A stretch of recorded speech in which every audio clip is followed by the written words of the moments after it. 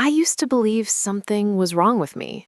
Not in a loud way, not in a way people could see, but in that quiet, uncomfortable feeling, the kind that sits in your chest and refuses to leave. Because what I went through didn't look like bullying. No one yelled at me, no one insulted me to my face, no one openly pushed me away. If anything, they smiled. And that was the scariest part. Because it started with kindness, or at least something that looked like kindness. I had just moved to a quiet neighborhood far from the city. It was peaceful, almost too peaceful.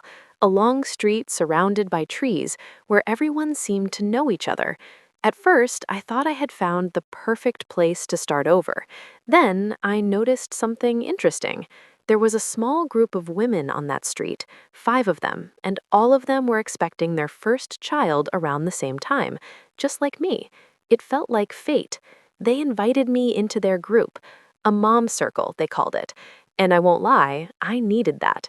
I was lonely. New place, new life, trying to figure everything out on my own. So when they welcomed me in, I held on to that feeling. For the first time in a long time, I didn't feel alone. At least, not in the beginning. We started meeting regularly, talking about pregnancy, life, stress, everything. They laughed easily, they seemed close, and I tried to fit in. I really did. But slowly, something started to feel off. Not immediately, not in a way you can point at, just small things, tiny shifts, the kind of things you ignore because you don't want to seem paranoid, like how conversations would suddenly stop when I joined, or how they would exchange looks, quick, silent looks, like they were saying something without words. At first, I told myself it was nothing.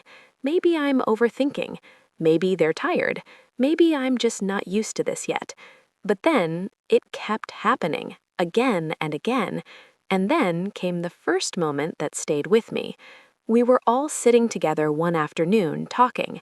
They started discussing something, an event, a plan, something they were all clearly aware of, except me. I listened quietly at first, waiting for context. It never came. So finally, I asked, "What are you guys talking about?"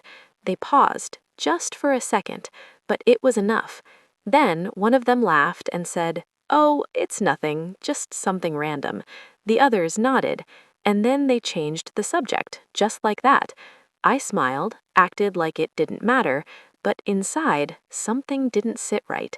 Because it wasn't the answer, it was the way they answered. That quick pause, that shared look, like they all knew something and decided at the same moment not to tell me. Still, I ignored it, because when you're trying to belong somewhere, you don't question things too much. You adjust, you stay quiet, you convince yourself it's fine. But things didn't stay small. They grew, slowly, quietly, like something building beneath the surface. I started noticing I wasn't included in certain conversations. Then I realized there were group chats I wasn't part of, plans being made without me, laughs I didn't understand, moments I couldn't explain. And every time I tried to bring it up, it was brushed off. "Don't overthink. You're being sensitive. It's not a big deal." So I stopped asking. Because after a while, you start believing them. You start thinking, maybe it is you. Maybe you are overthinking. Maybe you are too sensitive. And that's how it happens. Not all at once, not in one big moment, but piece by piece, until you start doubting your own reality. Then came the jokes, subtle at first, but sharp, the kind that make everyone laugh except you. And if you react, suddenly you're the problem. So I laughed too, even when it hurt, even when I didn't understand why I was the punchline, because I didn't want to lose them. I didn't want to be alone again. But the truth is, I already was. I just hadn't accepted it yet. The energy changed completely. I could feel it every time I walked into a room. That shift, that silence, that invisible wall between me and them. They didn't need to say anything. I felt it. And still, I stayed, hoping it would go back to how it was, hoping I was wrong, hoping this was just a phase. But deep down, I knew something had changed. I just didn't know why. And that was the worst part, because when you don't know the reason, your mind creates its own. You replay everything, every word, every action, looking for the mistake, looking for the moment it all went wrong. But you never find it, because sometimes there is no moment, just a shift, a quiet decision made without you. And once it's made, everything changes. I started feeling it outside the group, too. Neighbors who used to smile now barely looked at me. People who used to greet me suddenly acted like I wasn't there. At first, I thought it was coincidence. Then it became a pattern, and patterns don't lie. Something was happening, something bigger than just a few awkward interactions, but I still didn't understand it. Not yet. That understanding came later, and when it did, it changed everything. But before that, there was one night, one moment that made everything impossible to ignore. Halloween. That night didn't just hurt, it revealed the truth. And what I saw that night was the beginning of everything falling apart, because that was the moment I realized this wasn't distance, this wasn't misunderstanding, this was intentional, and I had already been pushed out without even knowing it. But what I didn't know yet was why, and the answer to that question was darker than anything I expected. In the next part, I went looking for the truth, and what I found was a lie that had already destroyed my name. The next morning, I didn't wait. I couldn't, because when something feels wrong at that level, you don't just move on. You need answers, even if you're afraid of what those answers might be. I barely slept that night. My mind kept replaying everything.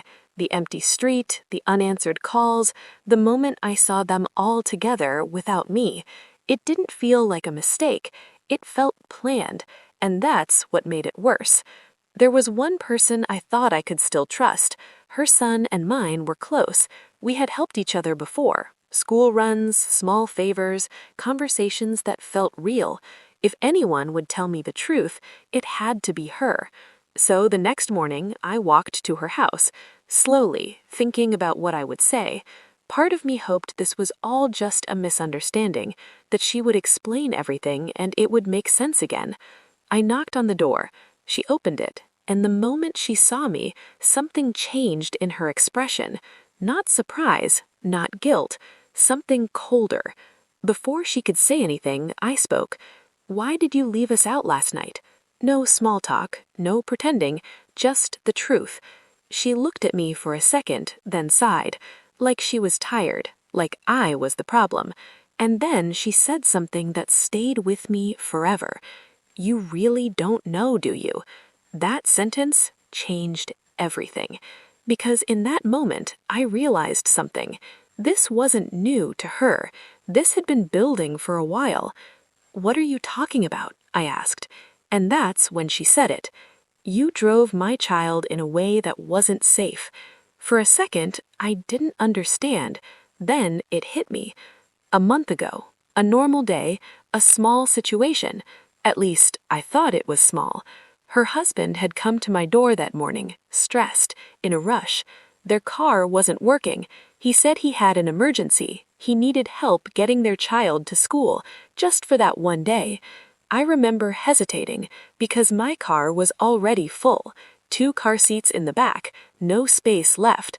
I told him that, clearly, but he insisted. "It's just one day, please." I didn't want to say yes, but I also didn't want to leave him in that situation. So I made a decision. I adjusted the front seat as far back as I could, made sure everything was as safe as I could make it, and I drove carefully, slowly, watching every turn. The school was close, quiet roads, no risk, no incident, nothing happened. I dropped them off, and that was it. Or at least, that's what I thought. Standing there at her door, I explained everything, every detail, calmly, clearly. But she wasn't really listening. "That's not what I heard," she said. Those words hit harder than anything else, because suddenly I understood this wasn't about what actually happened. It was about what she believed happened, and whatever she had been told wasn't the truth. I tried again, told her her husband had asked me, that I didn't volunteer, that I had no other option. But her expression didn't change. "You put my child in danger," she said. Her voice wasn't calm anymore. It was shaking, but not with fear, with anger. "You trusted me." I felt something drop inside me, because now it wasn't just an accusation, it was a judgment. "You need to talk to your husband," I said. "He asked me, you know that, right?" But she stepped back, physically, like I was something she